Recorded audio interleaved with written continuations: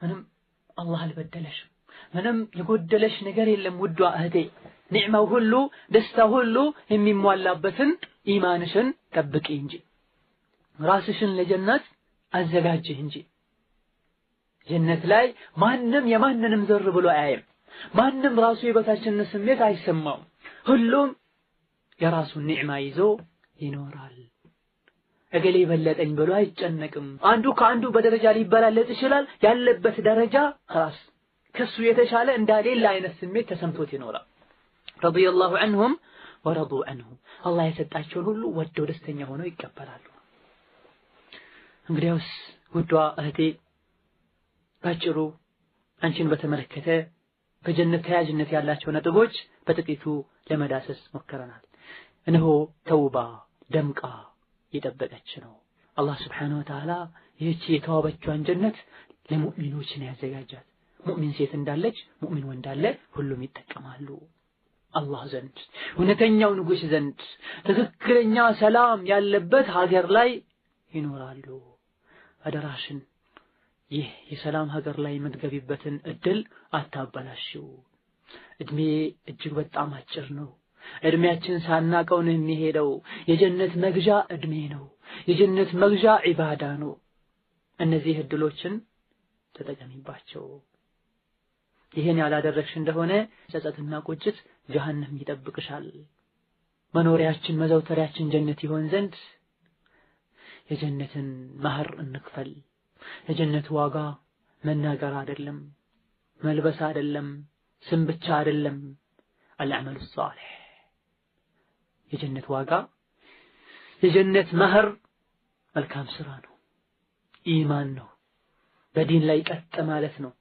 ነፍስያን ማሸነፍ ነው ከሙእሚኖች ጋር መኖር ነው ሙእሚኖችን በተግባርም በስራም መምሰል ነው وليس الأمان الباطلة የከንቱ ምኞት አይደለም የጀነት ዋጋ የከንቱ ተስፋ አይደለም ስራ ሳይሰሩ ሳይጠነክሩ በተግባር ካፍር መስሎ በተግባር ኋላ ቀርቶ በምኞት ግንባር ቀደም ሆኖ ከአኢሻ ከመይሙና ከሐፍሳ ለመሰለፍ መመኘት والله ሞኝነት ነው ሰው ያልሰራውን አይበላም በምኞት ብቻ በላለው ከብራለው ብሎ ቤቱን ቁጭ ብሎ አይውልም ቤቷን ቁጭ ብላ አትኖርም ትሰራለች ትጠራለች ወንዱን ሴቱም በአዱንያ ለመክበር በአኺራ ለመክበር ወልብስ ብቻ በአኺራ ለመልበስ ለመክበር ስምም ብቻ በአኺራ ለመክበር በአመት አንዴ መጾምም ብቻ በአኺራ ለመክበር በስም ሙስሊም መሆንም ብቻ ተግባር ሌላ ሆኖ ሳለ አበደን ካንቺ አይጠበቅም ይሄ ውድ ነገር የሚፈልግ ሰው ውድ ነገር አሳልፎ ይሰጣል አንድ ቁም ነገር ላይ ለመብቃት ሰዎች ሌሊት ሲወጡ ጠራራ ፀሐይ ላይ ሲጓዙ ክርምት ላይ ጭቃ ላይ ሲሄዱ ይታያል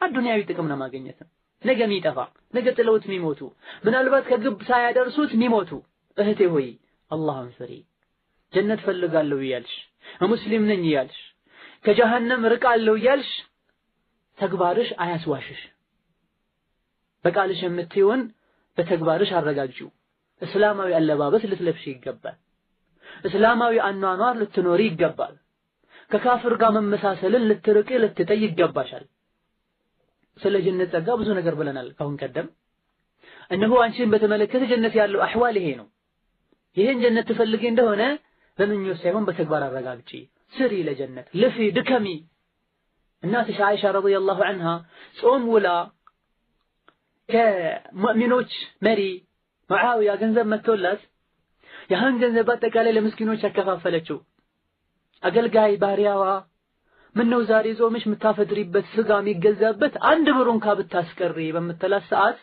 ብታስታውሽኝ አደርግ ነበር ትላታለች ያ ሱብሃንአላህ ይሄን አሳልፋ የሰጠችው ሰጠች እንድትባል አይደለም ጀነትን ገዝታበት ነው ዛሬ በምንሽ ነው ጀነት የገዛሽ ያለው አላህን በሚያስቆጣ ነገር ይልቁንስ ጀነት ከመግዛት ይልቅ ጀሃነምን እየገዛሽ እንዳይሆን ራስሽን ጠርጥሪ የለበስሽው ያለው ልብስ አላህ የከለከለው ረሱሉ የከለከሉት ከአላህና ከመልእክተኛው የሚያርቅ ሐሳብሽ ጭንቅሽ ውጣ ወረድሽ በሙሉ ለዱንያ ሆኖ ነው በአብዛኛው የሚታየው አለባበሳቸው ሲታይ አነጋገራቸው ሲታይ ሙስሊም የማይመስሉ والله ሲሉ በአላህ ሲሉ ሲሰማ ግን ምን ያክል እንደሚያስደነግጥ የሚያውቁ ያውቃሉ እስላምን አታሰድዲ በዲንሽ አትፈሪ ዲንሽን አኩሪ በአዱንያ ስሜትን መከተል አኺራ ላይ ጀሃነም እንዲታሰሩ ያደርጋል። በአዱንያ ስሜትን ሰበር አድርጎ ሙእሚን ሆኖ መኖር ጀነት ላይ የፈለጉትን ያገኙ እንዲኖር ያደርጋል። አላህ Subhanahu Wa Ta'ala ሐዲስ ላይ ረሱል እንዳሉት ቃል ገብቷል። ባሪያዬ ሁለት ደስታ ወይም ደግሞ ሁለት ስጋትን ለሱ አላደርግም ብሏል። በአዱንያ የፈራኝና የተጠነቀቀኝ እንደሆነ አኺራ ሰላም ሰጠዋለሁ። በአዱንያ ቸላ ብሎኝ እንደፈለገ ይኖር እንደሆነ አኺራ ስጋት በስጋት ይሆናል፣ ይቀጣል፣ ይስተቃያል ብሏል። እነሆ አብዛኛዋ ሙስሊም እህት ስትታይ ጀነትን ረስታለች፣ በመላሷ ባትረሳም ጀሃነምን ዘንግታለች። ቀጥሎ ያለውን ሐዲስ ተመልከቺ፣ አድምጪ በልብሽ። ሐዲሱን አልባኒም ሌሎች ዑለሞችም ሰሒህ ያሉት ሐዲስ ነው። إذا صلت المرأة خمسها وصامت شهرها وحصنت فرجها وأطاعت زوجها قيل لها ادخل الجنة من أي أبواب الجنة شئت. مسلم سيت بتوحيدات أنكر ريهون السيت شركن رياء يالكالك السيت أمس وقت صلاة أن تبقى كسجدت بامت عند ور رمضان كزومت ራሷን ከዝሙት ከጠበቀች ባለቤቷ ሚያዛትን ከታዘዘች ሞታ ጀነት ስትገባ ከጀነት በሮች በፈለግሽው መርጠሽ ግቢ ትባላለች። አላሁ አክበር። ይህ ሁሉ ማዕረግ በኢማን ነው የሚገኘው። ሰላቷን አስተካክላ ማሰግድ ሴት ሒጃቧ ላይ ችግሩን ታዩታላችሁ። ለዲኗ ጭንቃ የሌላት ሴት አለባበሷ አነጋገሯ ላይ ታያላችሁ። በስርዓቱ ሰላቱን አላህን ፈርቶ አሳምሮ የሚሰግድ አላህ ከወንጀሎች ይጠብቀዋል። ምላሱ መጥፎ አይናገር፣ አይኑ መጥፎ አያይ፣ እጁ መጥፎ ቦታ አይሰነዘር፣ እግሩ ወደ መጥፎ አይሄድ፣ አለባበሱ እስላማዊ ይሆናል። በተቃራኒው ሰላቱ የተበላሸ ውስጡም ውጩም ይበላሻል። የውስጥ መበላሸት ምልክት ባነጋገር ባለባበስ በውሎ ይገለጣል። ስለዚህ በፈለግሽው በር ግቢ፣ ይሄ ሁሉ ያንቺ ነው። ዘመድ ቤት ሄዳችሁ ቤትህ ነው ፈለከው ግባ ስትባሉና እማታውቁት ቤት ምናልባት ለጉዳይ ሊሆን ይችላል የፈራችሁ የውጩን የግቢውን በሩላ ይከፍታሉ አይከፍቱም ብላችሁ ሰግታችሁ ተናንሳችሁ ስታንኳኩ ያለውን ልዩነት ይዩት። በኢማንሽ በዒባዳሽ በጥንካሬሽ አላህ በእጁ በመላእክቶች ያስገነባትን ጀነት በፈለግሽው ግቢ ሲገባ የእንጨትና የላሚራ በር ተረግጦ አይደለም የሚገባው። የተሰራውም ከወርቅና ከብር ነው። ስትገቢ የሚጠብቅሽ ጭቃ ወይም ደግሞ የዱንያ ሊሸት የሚችል ምንጣፍ አይደለም፣ ጀነት ነው። ገና በሩ ሲከፈት ሽታው ልብን ያርሳል።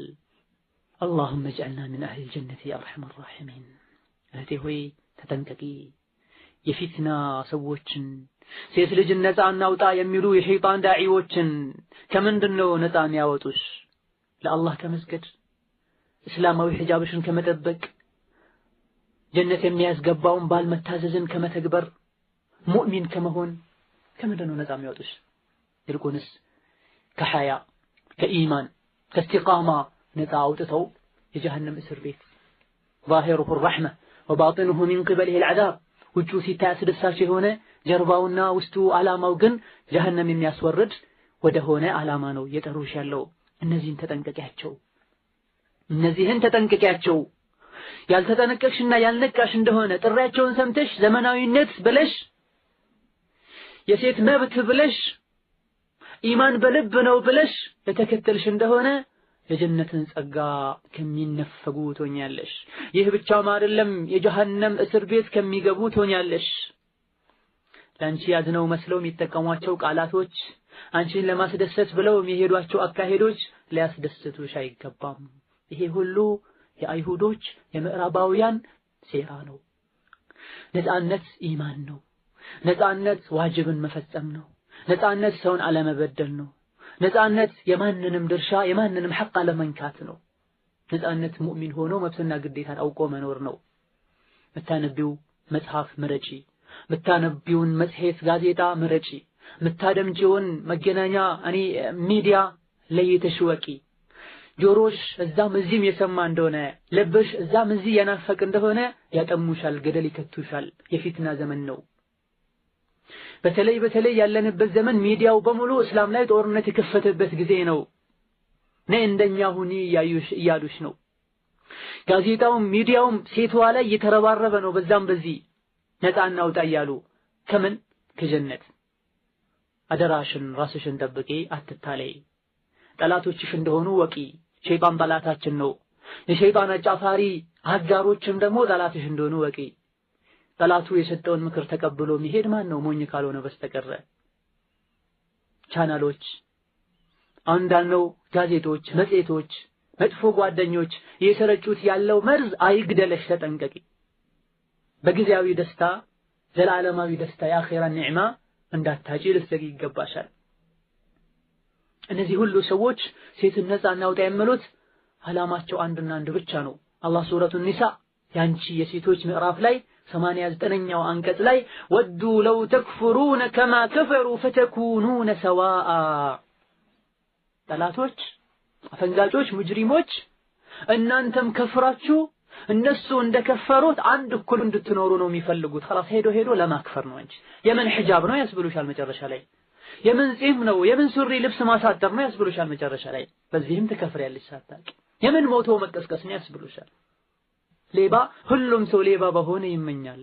ዝሙተኛ ሁሉም ሰው ዝሙተኛ በሆነ ይመኛል። ሰዎች ላይ የተወሱን ብቻ እንዳያዋርዱት ማለት ነው፣ የተለመደ ጉዳይ እንዲሆን። አንቺንም ለዚህ ነው እየጠሩሽ ያለው።